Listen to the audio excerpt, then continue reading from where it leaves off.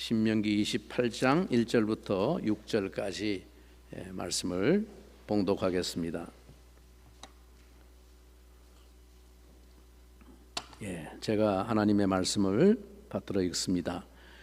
내가 네 하나님 여호와의 말씀을 삼가 듣고 내가 오늘 네게 명령하는 그의 모든 명령을 지켜 행하면 네 하나님 여호와께서 너를 세계 모든 민족 위에 뛰어나게 하실 것이라.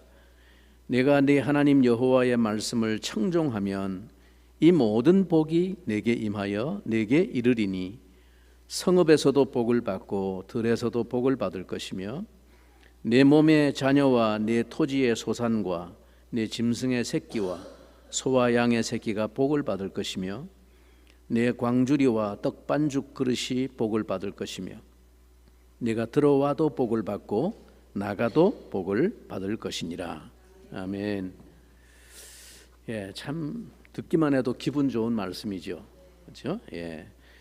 성경 신구약 66권을 통틀어서 사실 우리에게 가장 기분 좋은 말씀을 꼽으라 그러면 이 신명기 28장을 대부분의 성도들이 꼽을 겁니다. 신명기 28장은 그냥 구구절절 하나님이 복 주신다는 약속의 말씀이거든요. 그렇죠? 근데 이 신명기는 약속의 땅으로 들어가기 바로 직전에 모세가 이스라엘 백성들에게 남긴 말하자면 죽기 직전에 남긴 고별 설교입니다. 그게 신명기의 내용입니다. 애굽에서 탈출한 출애굽 세대가 이제 광야를 지나오는 40년 동안에 거의 다 죽고 다 사라지고 이제 광야에서 태어난 광야의 세대가 이제 새로운 이스라엘 백성의 주역으로 지금 하나님 앞에 서 있습니다. 바로 그들을 향해서 모세가 남기는 마지막 부탁의 말씀이 바로 신명기 성경입니다. 오늘 설교를 시작하면서 먼저 여러분에게 이런 질문을 하나 드리겠습니다. 하나님은 우리에게 복을 주는 것을 좋아하실까요? 아니면 건수만 걸렸다 하면 벌 주려고 눈이 시퍼렇게 맞아 잘못을 찾아서 벌 주기를 좋아하시는 분이실까요? 진짜 1번이라고 모두 다 믿습니까? 근데 우리가 다 상식적으로 물어보면 하나님 복 주기를 기뻐하시겠죠. 이렇게 다 생각을 하지만 사실 무의식 중에 많은 오늘날 교인들이 무의식 중에 하나님이 어떤 분인가, 하나님은 진짜로 나에게 복 주기를 기뻐하시는 분이다, 이런 믿음보다는 하나님은 잘못 걸리면은 애누리가 없다. 뭐 하나라도 이게 하나님 말씀을 어기고 이게 뭐 내가 죄를 지었다 하면 그냥 득달같이 반드시 그거 갚으시고 아주 진노하시고 벌 주시는 그런 하나님이시다. 이런 어떤 의식에 눌려 있는 무의식 속에 하나님에 대한 그런 거리감, 그런 것을 가지고 있는 분들이 의외로 많이 있습니다. 여러분, 물론 하나님은 우리에게 복을 주는 것을 좋아하십니다. 그 이유가 무엇일까요? 하나님은 우리를 너무나도 사랑하시기 때문입니다. 그렇다면 하나님은 왜 우리를 사랑하실까요? 그것은 뭐 하나님이 직접 창조하신 당신의 걸작품이기 때문에 그렇습니다.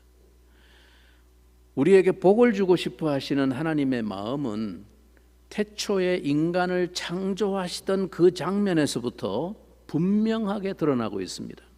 창세기 1장 여러분이 잘 아시는 인간을 창조하시는 그 대목 27절 28절에 보면 하나님이 자기 형상 곧 하나님의 형상대로 사람을 창조하시되 남자와 여자를 창조하시고 하나님이 그들에게 복을 주시며, 그러니까 창조하시고 제일 먼저 하신 일이 뭐예요? 복을 주신 일이에요. 창조하셔놓고 남자와 여자를 창조하시고 나서 하나님이 그들에게 복을 주셨다. 그리고 하나님이 그들에게 이르시기를 생육하고 번성하여 땅에 충만하라, 땅을 정복하라, 바다의 물고기와 하늘의 새와 땅에 움직이는 모든 생물을 다스리라 하시니라. 우리 인간은 하나님이 약속하신 복을 마음껏 누리며 살아가도록 그런 존재로 창조가 되었다는 겁니다. 창조할 때부터 그런 계획을 가지고 하나님이 인간을 창조하셨다. 만일 우리에게 복을 주실 생각이 없으셨다면 하나님이 굳이 인간을 창조하실 이유가 없습니다. 하나님은 분명히 복을 주시기 위해서 우리를 창조하신 것입니다. 아브라함을 불러내시는 장면에서도 역시 똑같은 이야기가 반복됩니다. 성경의 흐름을 가만히 보면 그 중심이 전부 이것입니다. 하나님이 우리에게 복 주기를 원하신다는 것이죠. 창세기 12장에 아브라함을 부르시는 장면에 내가 너로 큰 민족을 이루고 내게 복을 주어 내 이름을 창대하게 하리니 너는 복이 될지라. 그냥 네 자체가 복덩어리가 되기를 바란다. 하나님 그렇게 말씀하신 것이에요.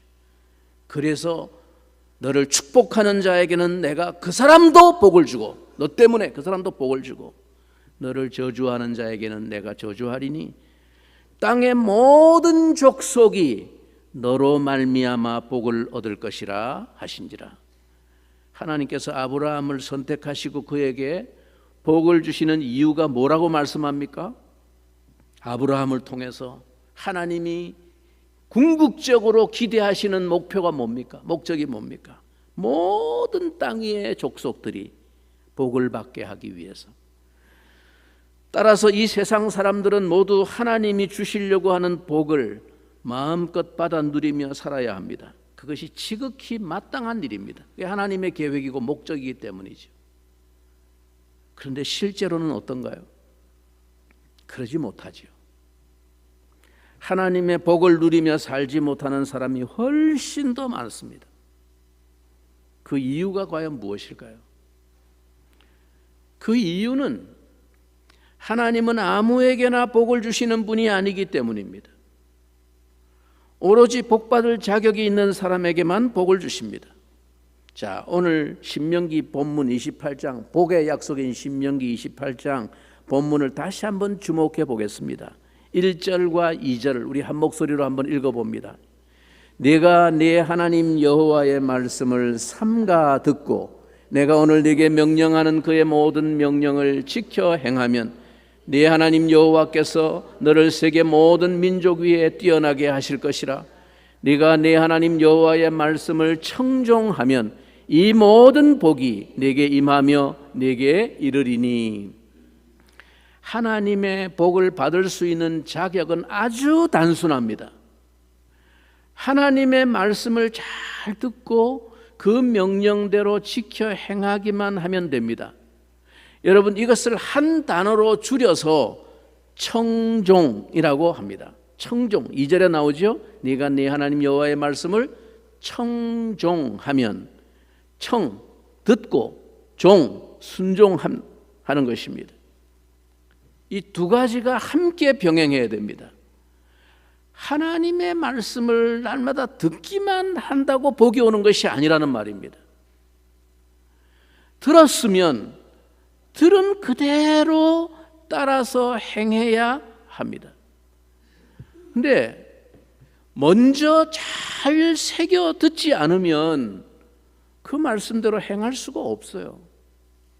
자기 기분대로 자기 열심대로 막 행한다고 복 받는 게 아니고 하나님이 말씀하신 그 명령대로 듣고 행하는 자, 청종하는 자에게 복이 온다. 그래서 이 듣기와 따르기, 이것은 필요 충분 조건입니다. 어느 하나만으로는 충분하지 않다는 뜻입니다. 따라서 하나님 백성의 정체성을 지키는 것이야말로 하나님이 주시는 복을 받을 수 있는 유일한 길이고 유일한 방법입니다. 하나님의 말씀에 따라서 실제로 살아가야 합니다. 그래야만 하나님이 약속해 주신 복을 받아 마음껏 누릴 수 있습니다. 그럴 때 하나님은 이스라엘을 높이 세워주시겠다고 말씀합니다. 세계 모든 민족 위에 뛰어나게 하실 것이라 약속하십니다.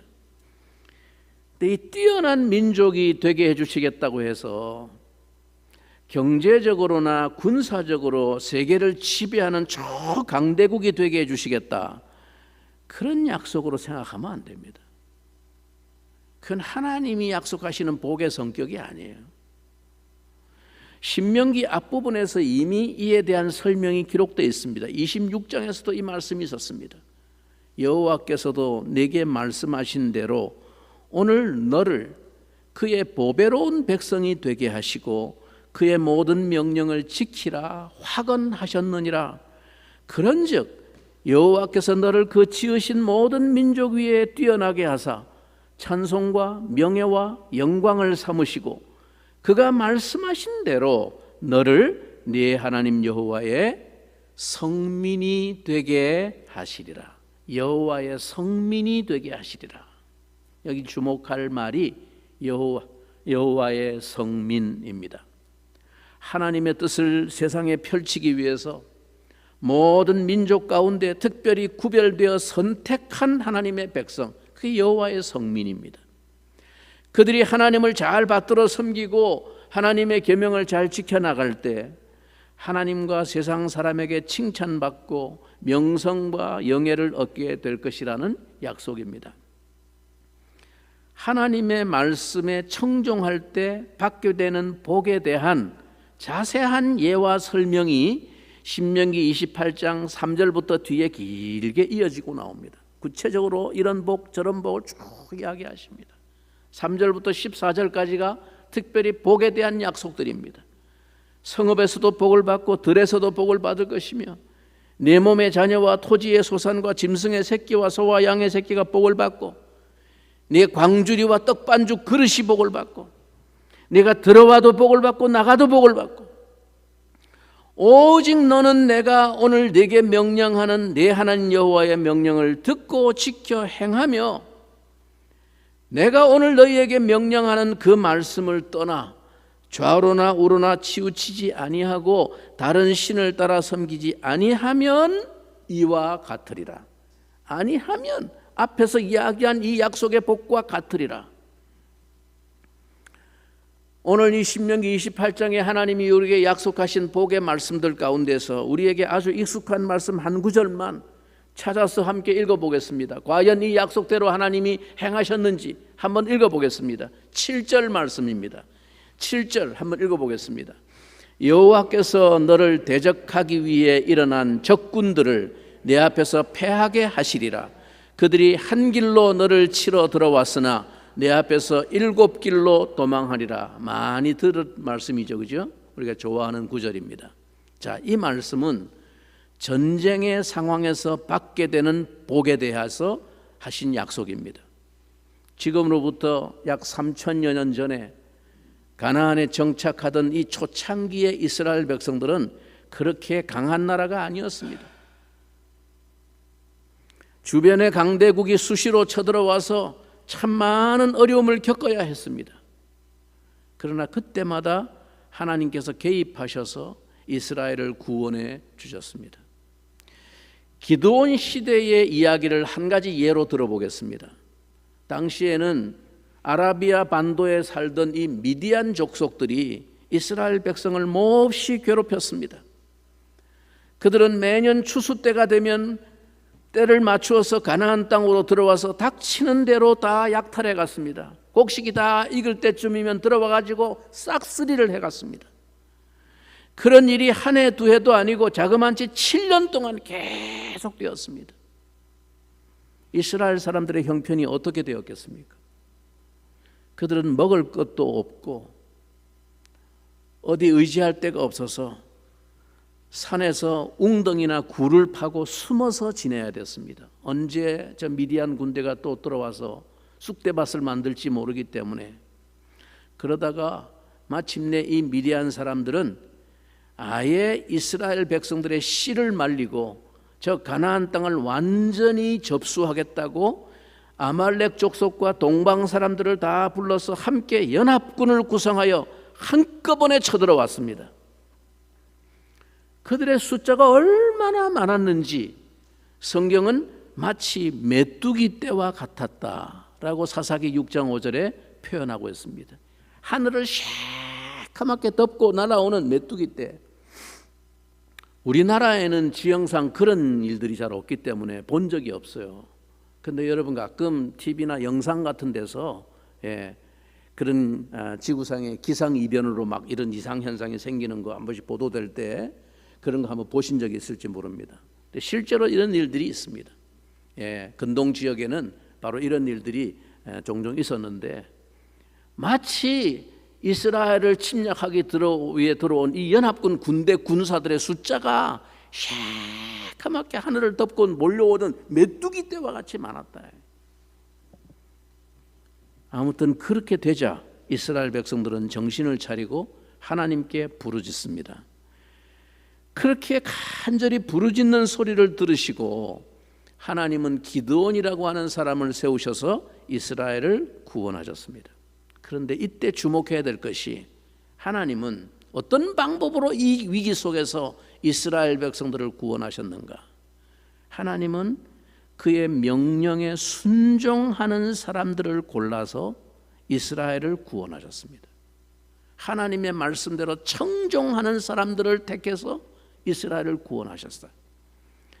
하나님은 기드온에게 300명만 추리게 하셨습니다. 이스라엘 모든 군인들 장정들 다 모였는데 다 돌려보내라 그랬어요. 다 돌려보내고 그냥 300명만 남겨라. 그리고 그들에게 무기도 주지 않고 나팔과 횃불을 항아리 속에 넣어가지고 전쟁터로 나가라 그랬어요. 이해가 되지 않는 말씀이었습니다. 아니 그렇게 작은 숫자로 더구나 변변한 무기 하나도 없이 어떻게 전쟁터에 나가 싸우라는 것일까요?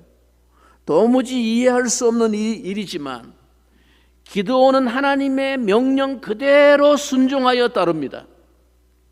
하나님의 명령하신 대로 한밤중에 나팔을 불며 항아리를 깨부수고 횃불을 들면서 큰 소리를 외쳤더니 하나님이 그대로 작전을 지시하셨거든요. 말씀하신 대로 청종하였더니 놀라운 일이 벌어졌습니다. 사사기 7장에 그 대목이 나오는데 그 온 진영의 군사들이 뛰고 부르짖으며 도망하였는데 300명이 나팔을 불 때에 여호와께서 그 온 진영에서 친구끼리 칼로 치게 하심으로 그 연합군 적군들 말입니다. 적군이 도망하여 스레라의 벳시다에 이르고 또 답밭에 가까운 아벨무홀라의 경계에 이르렀으며 등등등 나옵니다. 여기로 저기로 막 도망가고 남은 자들이 대부분 사람들은 저끼리 찔러 다 죽이고 남은 패잔병들은 산지사방으로 도망가기에 혼비백산하여 도망갔다. 대적이 이스라엘을 치러 들어올 때는 아주 보무당당하게 거대한 연합군이 한 길로 들어왔지만 도망갈 때는 7길로 흩어지게 하시겠다는 하나님의 약속이 그대로 이루어지는 장면입니다. 즉 하나님 말씀을 그대로 청종할 때 하나님이 약속하신 복을 반드시 주신다는 사실을 하나님이 증명해 보이신 것입니다. 그렇습니다. 우리가 하나님의 말씀에 순종할 때는 이처럼 하나님이 주시는 복을 받게 됩니다. 그러나 그 반대로 우리가 하나님의 말씀에 불순종할 때는 저주를 받게 되는 것입니다. 신명기 28장에는 이 말씀을 청종할 때 우리에게 주실 복에 관해서 14절까지 약속된 반면에 불순종할 때 받게 될 무서운 저주에 대해서는 이후에 15절부터 68절까지나 계속 저주 이런 저주 저런 저주 쭉 내용을 읽어보면 끔찍하고 무서운 그런 저주 기록되어 있습니다. 여러분 혹시 지금 오늘의 이 말씀이 마음에 좀 거슬리는 분이 있습니까? 예, 그럴 수 있습니다. 이해합니다. 왜냐하면 우리의 본성이라는 것이 원래 말씀에 순종하라는 말을 기분 좋게 순전하게 받아들이지 못하는 거스르는 속성을 가지고 있기 때문입니다. 그런데 사실 우리가 하나님의 백성이라면 양심적으로 이 성경을 읽어볼 때 그 말씀하시는 강조의 초점이 한마디로 뭡니까? 예, 오직 하나님 말씀대로 청종하라는 것입니다. 요점이 그겁니다. 그러면 모든 복이 너희에게 임하게 하신다는 약속입니다. 그게 성경입니다. 그 말을 기분 나쁘다고 빼버리면 성경은 아무것도 남는 것이 없습니다. 성경은 알고 보면 전부 그 이야기입니다. 초점이. 지금 오늘 이 말씀이 인간 목사의 말에 순종하라는 것으로 들리십니까? 아이고, 목사들은 원래 교인들한테 자꾸 순종하라고 가르치지. 그래서 거부감이 있습니까? 혹 그런 부정적인 편견과 선입견이 여러분 속에 알게 모르게 남아있다면 여러분의 과거의 교회 생활에 부정적인 경험과 상처를 하루속히 지워버리시기 바랍니다. 제가 우리 교회에 부임하여 그동안 15년 설교를 하면서 한 번이라도 목사 말에 무조건 순종하라고 그렇게 권위주의적으로 여러분을 대한 적이 있습니까? 제가 여러분께 이 시간 양심을 다해서 말씀드립니다. 목사가 설교를 빙자하여 하나님 말씀과 상관없이 자기가 하고 싶은 말을 하고 자기 주장을 하면서 순종을 강요하면 여러분 그 말 순종하지 않아도 여러분에게 아무 탈 안 생깁니다. 오직 하나님 말씀에 청종하라는 것입니다. 저는 진정코 여러분이 모두 하나님이 약속하시는 복을 다 받아 누리기를 원합니다. 목사가 설교 시간에 자기가 하고 싶은 말을 하거나 사람들의 간증이나 예화를 잔뜩 끌어다가 듣기 좋은 말만 하는 것은 설교의 본분을 잃어버린 것입니다. 듣기는 편하고 기분 좋지만 설교는 하나님이 하시는 말씀을 전하고 강론하는 것입니다. 그 말씀을 선입견 없이 순전한 마음으로 그대로 듣고 받으시기를 바랍니다. 그래야 순종이 가능해집니다. 삼가 듣고 그대로 행하면 이 모든 복이 너희에게 임하리라. 삼가 듣는다는 말이 뭐예요? 내 생각 그런 거 다 지워버리고 주의를 기울여서 그대로 집중하여 말씀을 듣는다. 삼가 말씀을 듣는 거예요. 우리가 지금 계속 신명기 말씀을 새벽 시간마다 묵상하고 있는데 이제 말미에 왔습니다. 29장과 30장에 엊그제 보니까 모세의 설교의 결론이 나옵니다. 결론. 거기서 강조하고 있는 마음에 남는 말씀이 있습니다.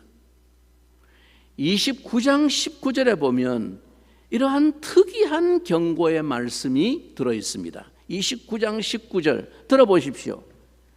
이 저주의 말을 듣고도, 자 28장에 68절까지 저주에 대한 경고의 말씀이라고 그랬죠. 수없는 저주의 경고를 말씀하셨어요. 그리고 29장에 이제 결론을 내리는데 19절에 이렇게 말합니다.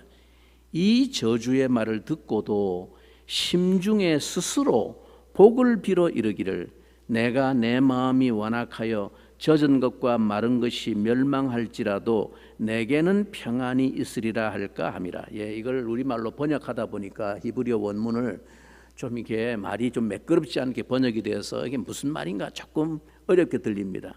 쉽게 말해서 하나님이 이렇게 아무리 불순종의 결과에 대한 무서운 저주의 경고를 수없이 강조하셨을지라도 그 마음에 생각하기를 대수롭지 않게 생각하고 여전히 자기 고집대로 자기 욕망대로 살아도 아무 일이 없을 것이라고, 그냥 만사 다 탄탄할 거라고 그렇게 생각하는 자들이 있을 것이다 라는 말씀입니다. 그런데 하나님은 이런 자들에 대해서 반드시 그 죄를 사하지 않으시고 여호와의 분노와 이 책에 기록된 모든 저주를 다 쏟아 부을 것이라고 다짐을 하십니다. 그런데 모세가 이 설교를 마치면서 30장에서 끝으로 다시 강조하는 말씀이 있습니다. 만약 너희가 하나님의 말씀을 거역하고 불순종하여 하나님의 진노와 재앙을 당하게 되었을 때 그 재앙과 고통을 당하는 중에 이 하나님이 들려주셨던 말씀이 생각이 나서 돌이켜 회개하고 하나님께로 진심으로 돌아와 마음을 다하고 뜻을 다하여 하나님 말씀을 청종하면 하나님은 다시 너를 기뻐하고 그 약속한 모든 복을 내게 주시리라 라는 약속입니다. 여러분, 이게 신명기 30장에서 말씀하는 모세 설교의 결론입니다. 여러분, 그러면 여기서 우리가 무엇을 느끼게 됩니까? 하나님의 마음입니다. 하나님의 마음. 그 간절한 하나님의 본심입니다. 그게 뭡니까? 어찌하든지 우리가 복을 누리기를 하나님은 간절히 원하신다는 것입니다. 우리가 복 받기를 간절히 원하시는 하나님. 한번 다 같이 따라합시다. 복 주기를 간절히 원하시는 하나님. 예, 별로 매가리가 없네요.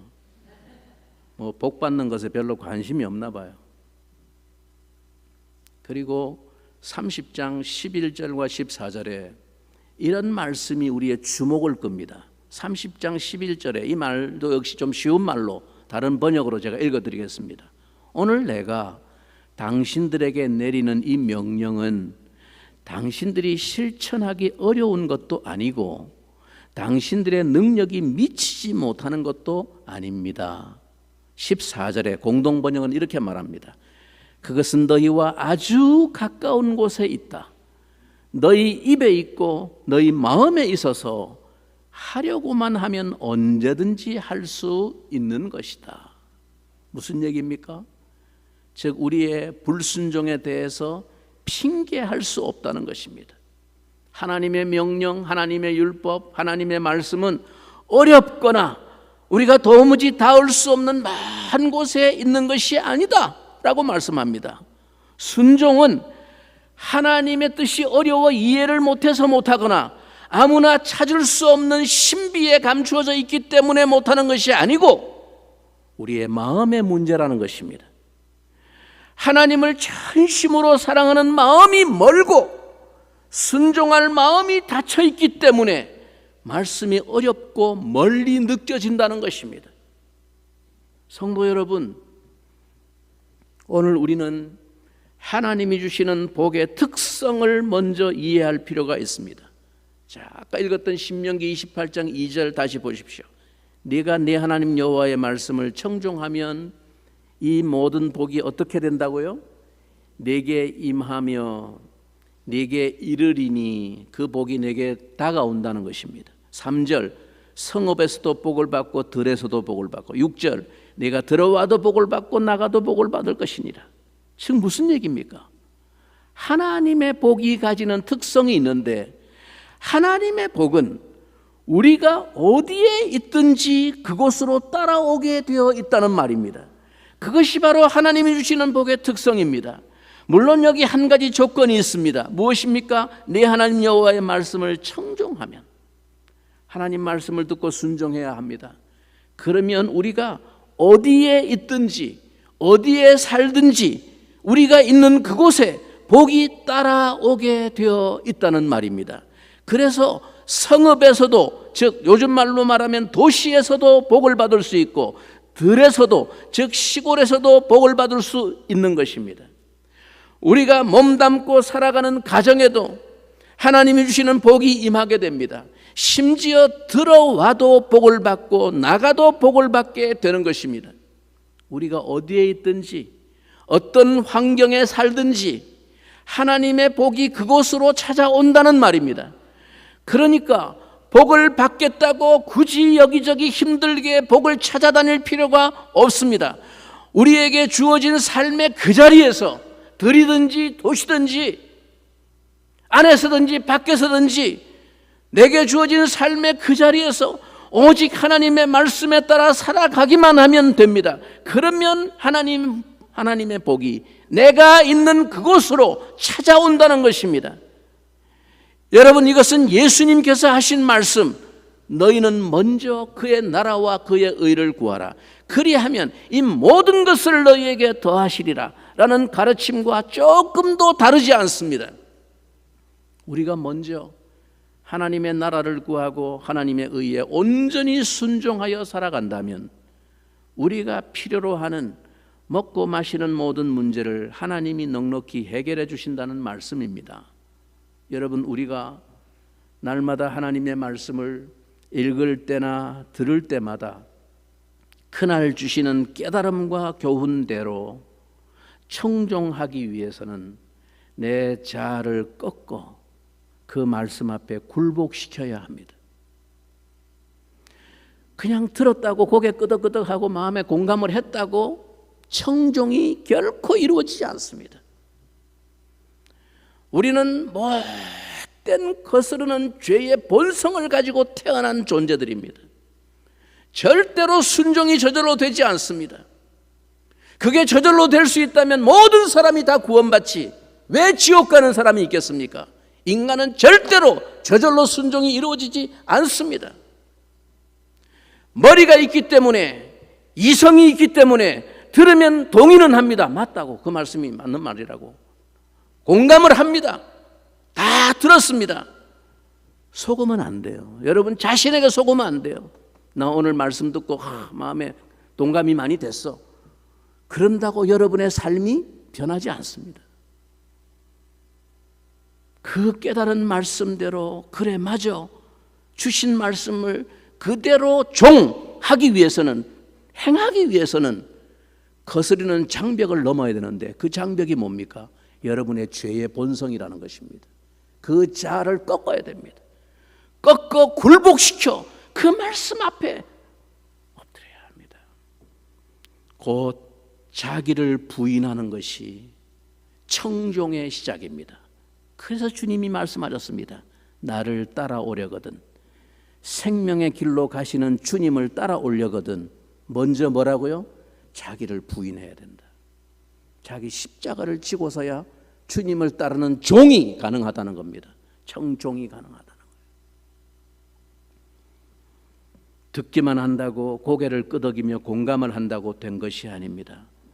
내 옛 자아와 성질과 자존심과 고집이 여전히 남아있는 한 그는 청종하는 자의 복을 누리지 못합니다. 말씀하시는 주님 앞에 그것을 꺾고 굴복하는 것이 청종의 출발입니다. 정말 그렇습니다.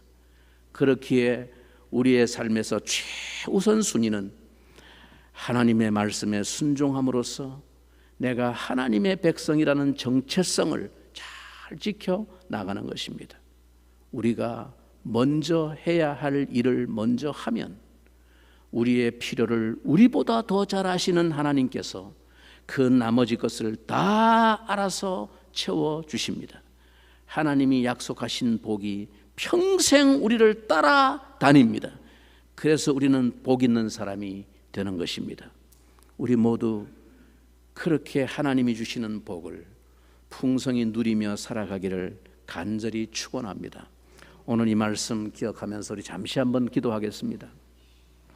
두 손을 가슴에 모으고 오늘 우리에게 주신 이 말씀을 마음에 잠잠히 되새겨 보면서 함께 주님 앞에 우리 한번 기도하겠습니다. 하나님 아버지, 우리 가정에 하나님이 약속하신 이 복이 임하게 해주세요. 우리가 어디로 가든지 그 복이 따라오는 인생이 되게 해주세요. 복을 찾으려고, 복을 구하려고 세상 천지 뛰어다니는 피곤한 인생이 아니라 오직 하나님의 말씀대로만 순종할 때 복이 찾아오는 인생 되게 하여 주세요.